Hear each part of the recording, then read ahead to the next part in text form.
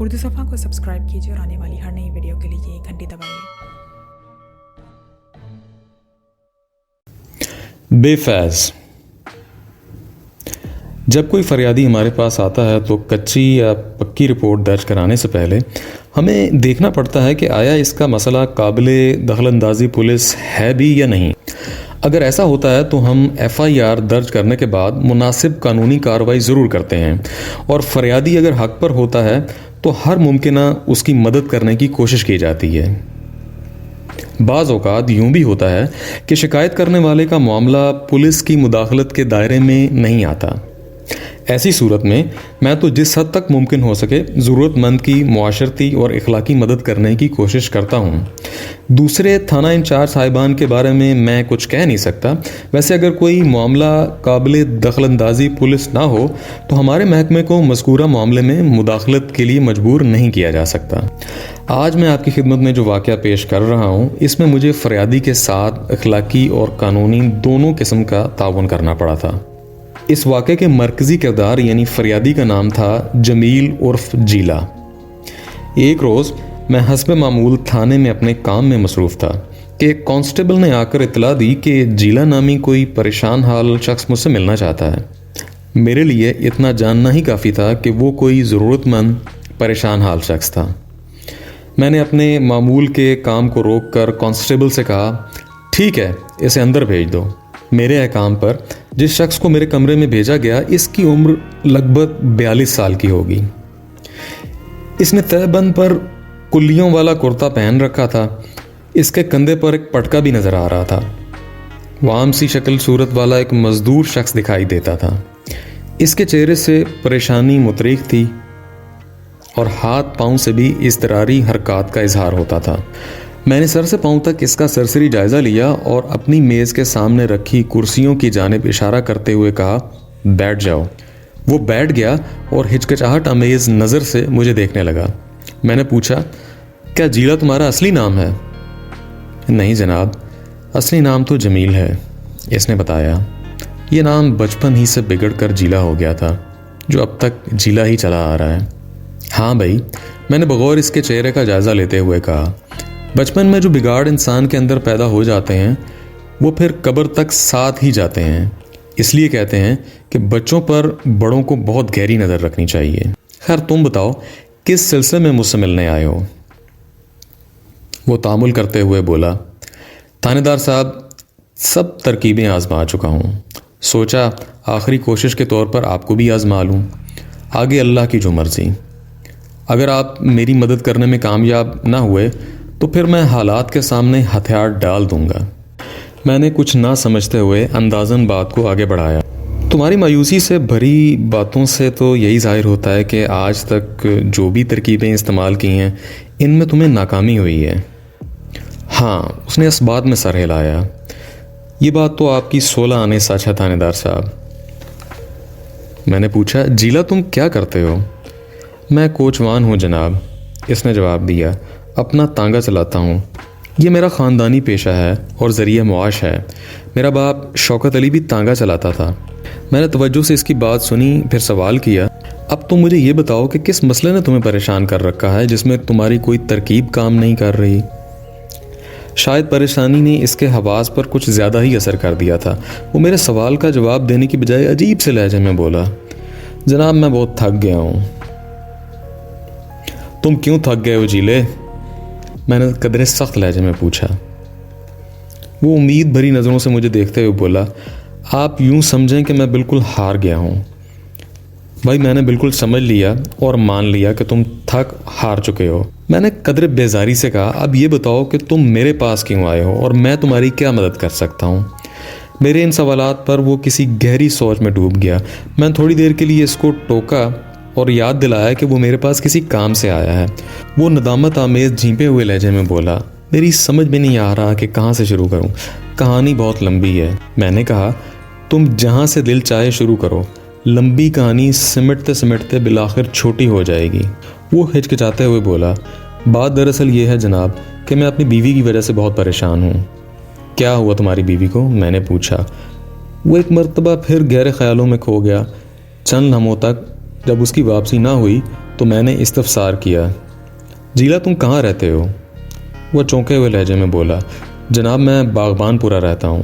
اب چونکنے کی باری میری تھی۔ میں نے جلدی سے کہا، مگر باغبان پورہ تو میرے تھانے کی حدود میں نہیں آتا۔ شاہین آباد تو آپ کے تھانے کی حدود میں آتا ہے نا؟ اس نے میری جانب دیکھتے ہوئے کہا۔ میں نے جواباً کہا، ہاں شاہین آباد کا علاقہ میری تھانے کی حدود میں ہے، بس تو پھر سمجھیں کہ میرا معاملہ آپ ہی کے تھانے کا ہے۔ وہ کس طرح بھائی؟ میں نے ذرا سخت لہجے میں پوچھا۔ باغبان پورہ شاہین آباد سے لگ بھگ 8 میل دور ہے اور وہ میرے تھانے کی حدود میں بھی نہیں آتا۔ پھر تمہیں یہ خیال کیسے آیا کہ معاملہ میرے تھانے سے متعلق ہے؟ ایک لمحے کے توقف سے میں نے اضافہ کیا، اور تم نے ابھی تک یہ بھی نہیں بتایا کہ تمہیں کون سا مسئلہ درپیش ہے؟ جناب میں نے بتایا تو ہے کہ میں اپنی بیوی کی وجہ سے پریشان ہوں، بلکہ اس نے در حقیقت مجھے پریشان کر رکھا ہے۔ وہ برا سا منہ بناتے ہوئے بولا، زرینہ شاہین آباد میں رہتی ہے، اسی لیے تو میں آپ کے پاس آیا ہوں۔ شاہین آباد کو آپ ہی کا تھانہ لگتا ہے۔ وہ تو ٹھیک ہے اللہ کے بندے، میں نے اس منتشر خیالات شخص کی طرف دیکھتے ہوئے کہا، لیکن یہ کیا چکر ہے؟ تم باغبان پورہ میں رہتے ہو اور تمہاری بیوی شاہین آباد میں، اور تم اپنی بیوی زرینہ کی وجہ سے پریشان ہو۔ ساری پریشانی کی جڑ یہی زرینہ ہے، وہ ناگواری سے بولا۔ میں نے کہا ذرا تفصیل سے بتاؤ۔ وہ بولا، تفصیل کیا بتاؤں جناب؟ زرینہ کا میکہ شاہین آباد ہے، وہ مجھ سے روٹ کر اپنے میکے بیٹھ گئی ہے، آپ اسے کسی طرح واپس میرے گھر بھیج دیں۔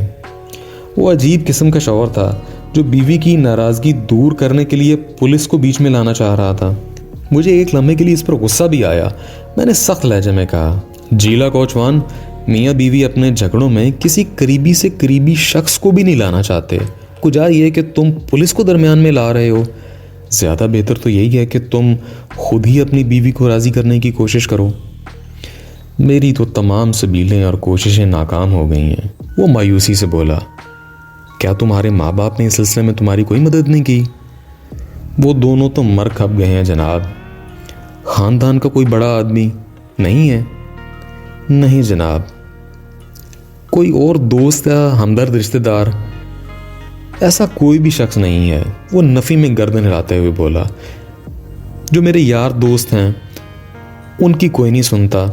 میں اگر انہیں اپنے ساتھ شاہین آباد لے آؤں تو یہاں کوئی سیدھے منہ ان سے بات نہیں کرے گا، بلکہ عین ممکن ہے کوئی بڑا تنازع اٹھ کھڑا ہو۔ یہ تو سراسر خطرناک بات ہوگی۔ میں نے چند لمحے اس کی باتوں پر غور کیا۔ اس کے لہجے میں درد بھرا ہوا تھا۔ لگتا تھا اس بے یار و مددگار شخص کو اس کے سسرال والوں نے بہت تنگ کر رکھا ہے۔ میں نے اس حماقت ماب شخص سے ہمدردی محسوس کی۔ وہ مجھے خاصا مستحق نظر آیا۔ میں نے اس کی آنکھوں میں دیکھتے ہوئے پوچھا، جیلا تمہاری بیوی زرینہ کب سے روٹ کر اپنے میکے گئی ہوئی ہے؟ اس نے جواب دیا، پورے 3 سال ہو گئے ہیں جناب۔ 3 سال؟ میں نے حیرت سے دہرایا، یہ تو بہت بڑا عرصہ ہوتا ہے بھائی۔ میاں بیوی کو اتنے لمبے عرصے کے لیے ایک دوسرے سے دور نہیں رہنا چاہیے۔ وہ اس بات میں سر ہلاتے ہوئے بولا، میں بھی یہی کہتا ہوں جناب، لیکن کوئی میری بات سمجھتا ہی نہیں۔ بہت مشکل میں ہوں۔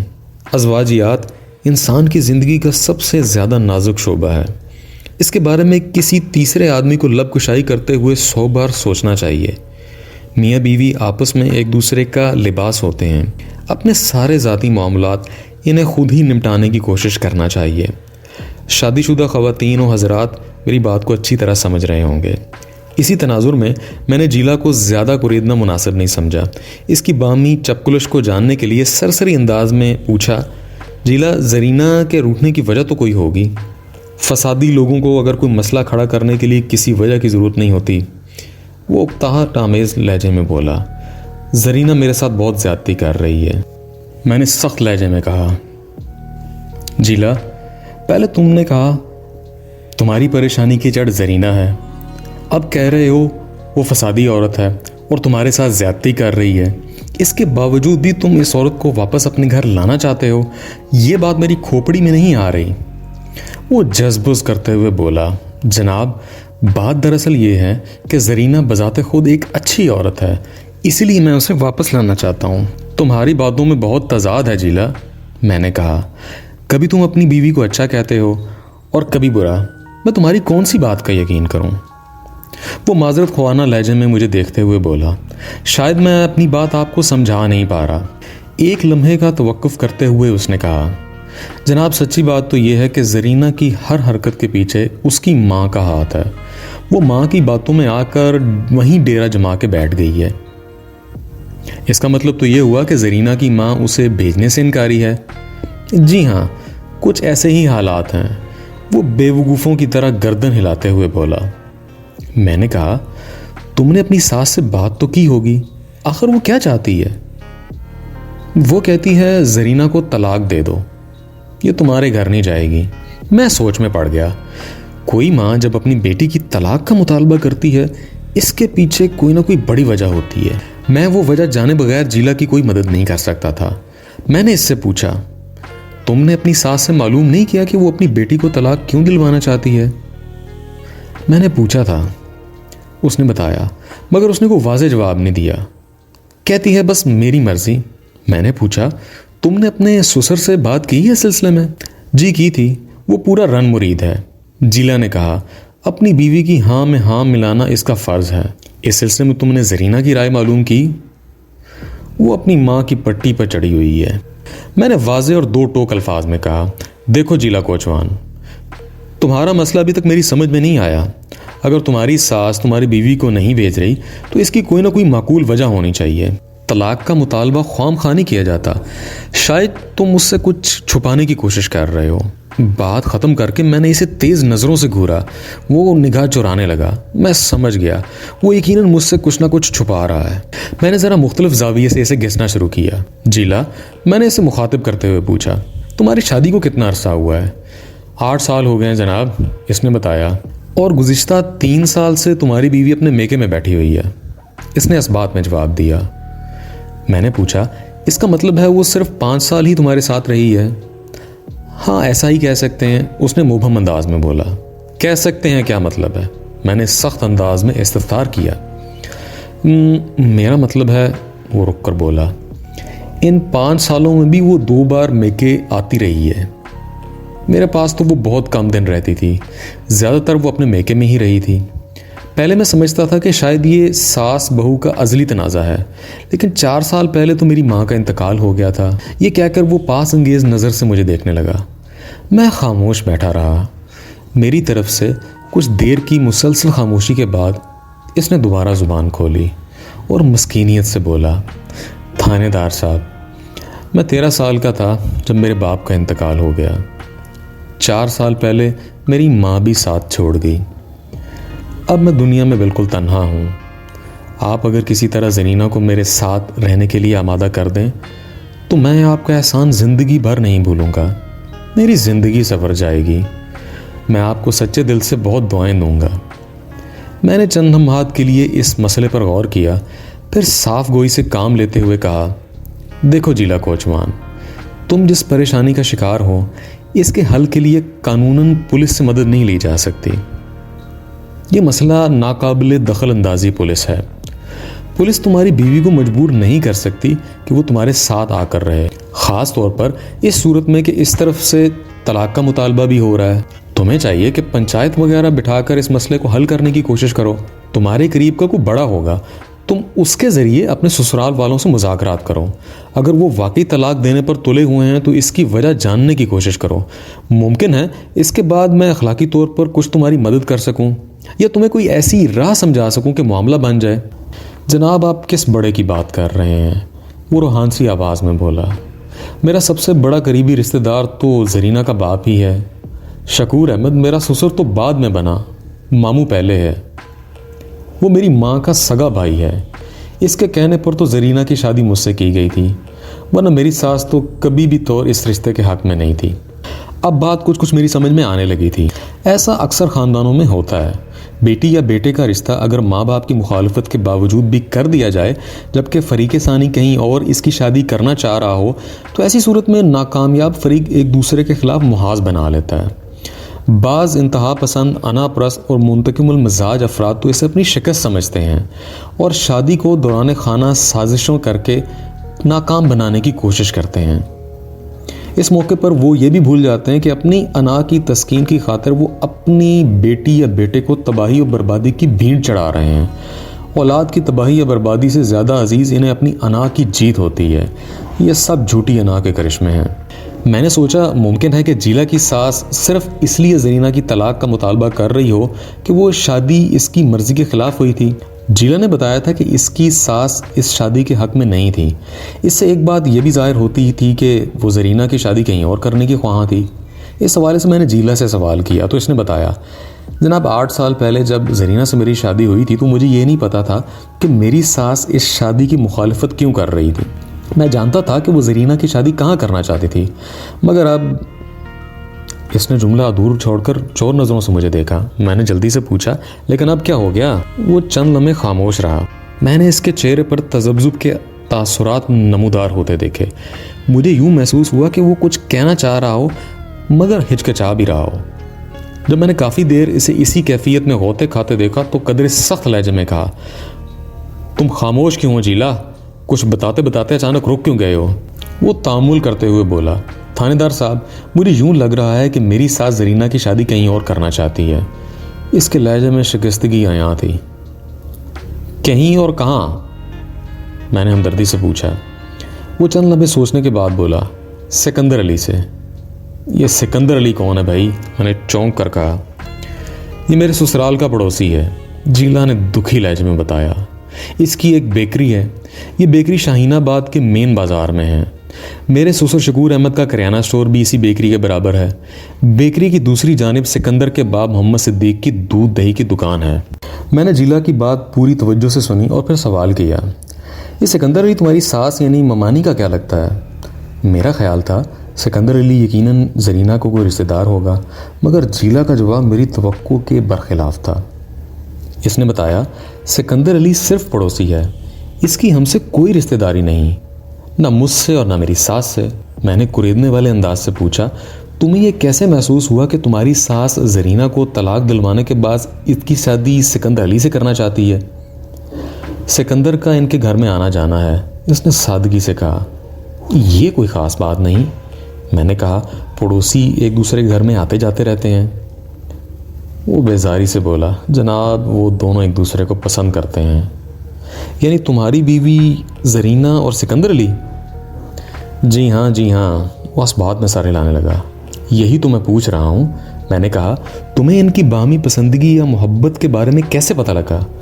اور یہ بات تمہیں کیسے معلوم ہوئی کہ سکندر علی تمہاری سسرال میں اس لیے جاتا ہے کہ وہ تمہاری بیوی سے شادی کرنا چاہتا ہے؟ بند گلی میں گھرے ہوئے شکار کی طرح اس نے بے بسی سے مجھے دیکھا اور قدرے سنجیدہ ہوتے ہوئے بولا، اب میں آپ کو کھل کر بتا ہی دینا چاہتا ہوں۔ بالکل کھل کر بتاؤ، میں نے حوصلہ افزائی کرتے ہوئے کہا۔ جب تک میں تمہارے مسئلے کی تہہ تک نہ پہنچوں گا اس وقت تک میں تمہاری بھرپور مدد نہیں کر سکتا۔ وہ چند لمحات تک خاموش رہ کر اپنے خیالات کو مجمع کرتا رہا، پھر کھنگا کر گلا صاف کرتے ہوئے مجھے تفصیل بتانے لگا۔ میں اس کی طویل داستان کو مختصر کر کے یہیں تحریر کر رہا ہوں تاکہ جمیل احمد عرف جیلا کا مسئلہ پوری طرح قارئین کی سمجھ میں آ جائے۔ جیسا کہ آپ کو معلوم ہو چکا ہے کہ زرینہ کی شادی اس کے باپ شکور احمد کے ایما پر جیلا سے ہوئی تھی۔ جیلا کے مطابق زرینہ اس طویل رفاقت کے دوران نہ صرف اکھڑی بلکہ ساس بہو کے جھگڑے بھی ہمیشہ عروج پر رہے تھے۔ اس دوران یہ بھی ہو جاتا کہ کبھی زرینہ روٹ کر میکے آ جاتی اور چند ماہ شاہین آباد میں رہتی، پھر کسی طرح جیلا اور اس کی ماں نذیرہ زرینہ کو منا کر باغبان پورے لے جاتے۔ اس طرح یہ سلسلہ 5 سال تک چلتا رہا۔ سب کا یہی خیال تھا کہ یہ ایک ساس بہو کا ازلی جھگڑا ہے جس میں جیلا اپنی ماں کا ساتھ دیتا ہے، چنانچہ زرینہ میکے جا بیٹھتی ہے۔ جمیل احمد عرف جیلا بھی ماں کے انتقال تک اسی طرح سوچتا رہا، لیکن جب نذیرہ کی وفات کے بعد زرینہ نے شاہین آباد میں مستقل ڈیرہ جما لیا تو اسے تشویش ہوئی۔ ساس بہو والا معاملہ تو اب ختم ہو چکا، پھر زرینہ واپسی کے لیے تیار کیوں نہیں تھی؟ اب تو زرینہ کی ماں نے طلاق کا مطالبہ بھی شروع کر دیا تھا۔ جیلا بے حد پریشان ہو گیا۔ انسان جب پریشان ہوتا ہے تو اپنی پریشانی دور کرنے کے لیے وہ بعض اوقات ایسے راستے اپنانے سے بھی گریز نہیں کرتا جو انتہائی نامعقول اور نقصان دہ ہوتے ہیں۔ جیلا کو انہی دنوں کسی زبانی معلوم ہوا کہ نوشہرہ روڈ پر کوئی بہت ہی پہنچے ہوئے پیر صاحب رہتے ہیں، وہ اس مسئلے کو چٹکی بجاتے ہی حل کر سکتے ہیں۔ جیلا نوشہرہ روڈ پر واقع پیر کرامت کے آستانے پر پہنچ گیا اور قبلہ پیر صاحب کو اپنی پوری قطع سنا ڈالی۔ اس دوران جیلا شاہین آباد کے متعدد چکر لگانے کے بعد یہ جان چکا تھا کہ سکندر علی کا شکور احمد یعنی کہ اس کے ماموں کے گھر آنا جانا تھا۔ جب کبھی شکور کی بیوی روٹ کر میکے میں جا بیٹھتی اور کسی طور بھی اس کے گھر آنے کو تیار نہ ہوتی تو شوہر کا دل وسوسوں کی آماج گاہ بن جاتا تھا، خاص طور پر ایسی صورت میں کہ اس کے سسرال کسی نامحرم کا تواتر سے آنا جانا ہو تو پھر شوہر کی جو ذہنی کیفیت ہوگی اس کا آپ بخوبی اندازہ لگا سکتے ہیں۔ جیلا نے سکندر علی کے حوالے سے بھی پیر صاحب کو سب کچھ بتا دیا۔ عاملین و کاملین چاہے اصلی ہوں یا نقلی، وہ انسانی نفسیات کے ضرور ماہر ہوتے ہیں۔ مصیبت زدہ سائل جب ان کے سامنے اپنا دل و دماغ کھول کر رکھ دیتے ہیں تو وہ اس کی ہسٹری سے آگاہ ہو جاتے ہیں۔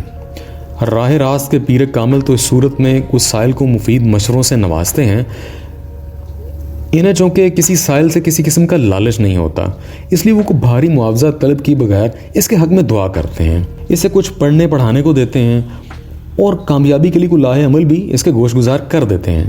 اس کے برخلاف جعلی اور ڈبہ پیر سائل کی سنائی ہوئی کہانی میں فوراً کمزور پہلو تلاش کرتے ہیں۔ اس کے بعد وہ اپنے مخصوص پیشہ ورانہ ہتھ کنڈوں سے مصیبت زدہ شخص کو زیادہ سے زیادہ ڈرانے اور خوف زدہ کرنے کی کوشش کرتے ہیں۔ جب سائل پوری طرح ان کے شیطانی ٹرانس میں آ جاتا ہے تو پھر وہ اس مسئلے کے حل کے لیے بہت بھاری معاوضہ طلب کرتے ہیں۔ سائل اپنے مسئلے کی وجہ سے اس قدر مجبور ہو جاتے ہیں کہ وہ بلا چو چراں اس کی بات مان لیتے ہیں۔ پیر کرامت کس قسم کا پیر تھا اس بحث میں پڑھ کر میں آپ کا قیمتی وقت ضائع کرنے کا متحمل نہیں ہو سکتا۔ تاہم یہ جان لیں کہ مذکورہ پیر صاحب نے جیلا کے ذہن میں یہ بات نقش کر دی تھی کہ اس کی بیوی سکندر کی محبت میں بری طرح گرفتار ہے۔ اس وجہ سے جیلا کی ساس اپنی بیٹی کو طلاق دلوانا چاہتی ہے اور اس کی شادی سکندر سے کرنا چاہتی ہے۔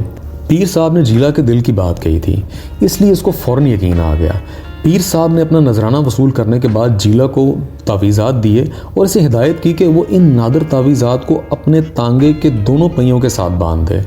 پہیوں کی گردش سے تعویذ اپنا اثر دکھائیں گے اور جیلا کی بیوی واپس اپنے شوہر کے پاس آ جائے گی۔ جب جیلا نے یہ تفصیل اختتام کو پہنچائی تو میں نے اس سے سوال کیا، کیا تم نے پیر کرامت کی بات پر اندھا اعتقاد کر کے اس بات کا یقین کر لیا تھا کہ واقعی تمہاری بیوی تمہیں چھوڑ کر سکندر سے شادی کرنا چاہتی ہے؟ پیر صاحب نے بالکل ٹھیک کہا تھا تھانے دار صاحب، سکندر کے بارے میں تو پہلے کافی کچھ جان چکا تھا۔ وہ شاہ صاحب سے تعویذ لینے کے بعد ایک واقعہ پیش آیا تھا جس پر شاہ صاحب کی بات پہ مجھے مکمل یقین ہو گیا تھا۔ ایسا کون سا واقعہ پیش آیا تھا بھائی؟ میں نے پوچھا۔ اس نے بتایا، تھانے دار صاحب جب سے مجھے سکندر والے معاملے کا پتہ چلا تھا میں بہت تکلیف میں مبتلا تھا، پھر جب پیر صاحب نے بھی اس کی تصدیق کر دی تو میری تکلیف 1000 گنا بڑھ گئی۔ زرینہ کی طرف سے میرے دل میں برے برے خیالات آنے لگے، کبھی اس پر شدید غصہ بھی آتا تھا، کبھی جھنجھلاہٹ میں مبتلا ہو جاتا تھا، کبھی سوچتا تھا کہ سارے کھیل میں زرینہ کا کوئی قصور نہیں، سکندر اور زرینہ کی ماں مل کر کو نہایت ہی گہری چال چل رہے ہیں، وہ کسی طرح زرینہ کو مجھ سے چھیننا چاہتے ہیں۔ ایک لمحے کو وہ خاموش ہوا، زخمی نظروں سے مجھے دیکھنے لگا اور پھر اپنا بیان جاری رکھتے ہوئے بولا، تھانے دار صاحب جب کبھی انسان کے دل میں شک جگہ بنا لے پھر وہ رفتہ رفتہ بڑھتا ہی چلا جاتا ہے، اور خاص طور پر اگر وہ انسان شوہر یا بیوی ہو تو پھر یہ ننھا سا زہریلا پودا دیکھتے ہی دیکھتے تن آور درخت کی شکل اختیار کر جاتا ہے۔ اس کی ہلاکت خیز شاخیں انسان کے وجود کو اپنے شکنجے میں کس کر اس کا کچومر نکال دیتی ہیں، اس کی وحشت انگیز جڑیں انسان کے اندرون کو اپنی لپیٹ میں جکڑ کر تباہ و برباد کر ڈالتی ہیں۔ میں نے اس کی آنکھوں میں دیکھتے ہوئے کہا۔ اس نے تائیدی نظر سے مجھے دیکھا اور کہا، آپ بالکل ٹھیک کہہ رہے ہیں تھانے دار صاحب۔ پھر ایک لمحے کے توقف کے بعد بات کو آگے بڑھاتے ہوئے بولا، میں بھی اس انکشاف کے بعد دن رات انگاروں پر لوٹ رہا تھا۔ ایک روز میرے ذہن میں ایک خیال آیا کہ میں زرینہ کے سامان کی تلاشی لوں۔ اس کے کپڑے اور دیگر چھوٹا موٹا سامان ایک صندوق میں رکھا ہوا تھا، وہ صندوق میرے گھر میں ہی ہوتا تھا۔ میں نے صندوق کھول کر اس کے سامان کو دیکھنا شروع کیا۔ 15-20 منٹ کے بعد ایک ایسی شے میرے ہتھے لگ گئی جسے دیکھ کر میری آنکھوں کے سامنے اندھیرا چھا گیا۔ اس کے بعد میرا یقین پختہ ہو گیا کہ زرینہ اور سکندر آپس میں کوئی نہ کوئی چکر چلا رہے ہیں۔ جیلا قسطوں میں باتیں بتا کر میرے اندر کے تجسس کو ابھار رہا تھا۔ میں نے استطاعتی انداز میں اس سے پوچھا، تمہیں صندوق میں سے کون سی ایسی چیز مل گئی تھی؟ وہ 3 خط تھے جناب، جیلا نے سنسنی انداز میں کہا۔ خط؟ کیسے خط؟ میں پوچھے بنا نہ رہ سکا۔ وہ خطوط کس نے کس کو لکھے تھے؟ بات کچھ میری سمجھ میں آ رہی تھی اور مجھے یقین تھا کہ اس خطوط کا تعلق زرینہ یا سکندر یا ان دونوں سے ہوگا، تاہم میں جیلا کی زبانی حقیقت سے آگاہ ہونا چاہتا تھا۔ اس نے جواب دیا، وہ تینوں خط سکندر علی نے میری بیوی زرینہ کو لکھے تھے، جس میں پیار و محبت کی باتیں لکھی ہوئی تھیں۔ اس قسم کے معشقہ خط پڑھ کر کوئی بیوقوف سے بیوقوف بھی سمجھ سکتا ہے کہ میری بیوی اپنے عاشق کے ساتھ کس قسم کی پینگیں چڑھا رہی تھی۔ جناب، وہ خط پڑھنے کے بعد تو میرا خون ہی کھول اٹھا تھا۔ میں نے فیصلہ کر لیا کہ اب میں زرینہ کی واپسی کے لیے پولیس والوں سے مدد لوں گا، اس لیے آج میں آپ کے پاس آیا ہوں۔ اب پوری بات میری سمجھ میں آ گئی تھی۔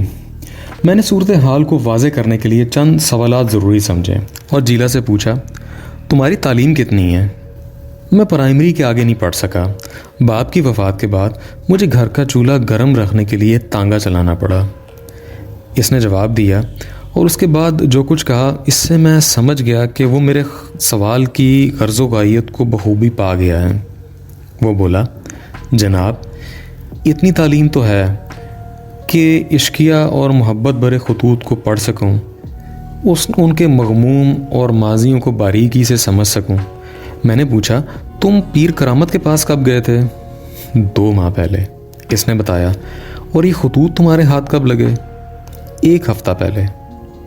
میں نے کہا، پیر کرامت کے دیے ہوئے تعویذات تو تم نے تانگے کے دونوں پہیے سے باندھ دیے ہیں نا؟ جی ہاں، وہ اب بھی بندھے ہوئے ہیں، اس نے اس بات میں جواب دیا۔ میرا تانگا تھانے کے احاطے پہ موجود ہے، آپ چاہیں تو وہ تعویذات دے سکتے ہیں۔ میں نے اس کی پیشکش کو نظر انداز کرتے ہوئے کہا، پیر صاحب کے تعویذوں نے تو کوئی اثر نہیں دکھایا۔ زرینہ تو ابھی بھی شاہین آباد میں ہی بیٹھی ہوئی ہے۔ وہ عقیدت برے انداز میں بولا، جب پیر صاحب کی ایک بات 16 آنے صحیح نکلی ہے تو تعویذات بھی انشاءاللہ ایک دن ضرور اثر دکھائیں گے۔ شاہ صاحب نے زرینہ اور سکندر کے چکر کے بارے میں جو کچھ بتایا، خطوط ملنے کے بعد وہ 100% درست ثابت ہوئے۔ میں نے دل ہی دل میں کہا کہ پیر صاحب نے تمہیں تمہاری نفسیات کے مطابق وہی کچھ بتایا تھا جو تم اپنی کہانی کی صورت میں اس کے سامنے بیان کر چکے تھے۔ اس میں قبلہ پیر صاحب کا کوئی کمال نہیں تھا، تاہم جیلا سے یہ تلخ اور حقیقت پسندانہ باتیں میں نہیں کر سکتا تھا، اس سے اس کی اندھی عقیدت کو ٹھیس پہنچ سکتی تھی۔ میں بلا وجہ کسی کی دل آزاری کا موجب بننے کے حق میں نہیں تھا۔ میں نے جیلا سے کہا، جب تمہیں پیر کرامت کے تعویذوں پر اتنا اندھا اعتماد ہے اور اعتقاد ہے تو پھر میرے پاس کیا لینے آئے ہو؟ وہ تعویذات مسلسل گردش میں ہیں، اگر خدا کو منظور ہوا تو ایک نہ ایک دن تمہاری گردش بھی ختم ہو جائے گی انشاءاللہ۔ میرے اس نیم تنزیہ اظہار کے جواب میں جیلا نے ایک دانشوری بات کی۔ وہ مجھے مخاطب کرتے ہوئے سنجیدگی سے بولا، تھانے دار صاحب، کسی بھی مسئلے کے حل کے لیے انسان کو روحانی کے ساتھ ساتھ مادی ذرائع بھی اختیار کرنے چاہیے۔ ہاں، میں نے ایک گہری سانس خارج کی۔ تمہاری بات میں اچھا خاصا وزن ہے جیلا کوچوان، وہ اس بات میں سر ہلاتے ہوئے بولا۔ پیر صاحب کے دیے ہوئے تعویذات تو اپنی جگہ کام کرتے ہی رہیں گے، میں آپ کے پاس قانونی مدد کے لیے آیا ہوں۔ ایک ایسی عورت جو میری منکوہہ ہے، وہ 3 سال سے اپنے میکے میں بیٹھی ہوئی ہے۔ ایک شوہر کے ہوتے ہوئے وہ اپنے پڑوسی سے عشق لڑا رہی ہے، جس میں میری ساس کی مرضی شامل ہے۔ حالات اتنی سنگین صورت اختیار کر چکے ہیں کہ وہ مجھ سے طلاق کا مطالبہ کر رہے ہیں۔ وہ اس وقت خاصا جذباتی ہو رہا تھا۔ میں نے اس کی کیفیت کو مد نظر رکھتے ہوئے نرم لہجے میں پوچھا، تم مجھ سے کس قسم کا قانونی تعاون چاہتے ہو؟ جناب، شاہین آباد آپ کے تھانے کی حدود میں ہے۔ آپ زرینہ کے والدین پر دباؤ ڈال سکتے ہیں کہ وہ اپنی بیٹی کو بھگوان پورے بھیج دیں، جیلا نے تجویز آمیز انداز میں کہا۔ میں نے ٹھہرے لہجے میں کہا، دیکھو جیلا بھائی، اگر زرینہ از خود تمہارے گھر جانے کے تیار نہیں اور طلاق والے مطالبے میں بھی اس کی مرضی شامل ہے تو پھر میں ان پر کسی قسم کا کوئی دباؤ نہیں ڈال سکتا۔ وہ مایوسی اور ناپسندیدگی سے میری جانب دیکھنے لگا۔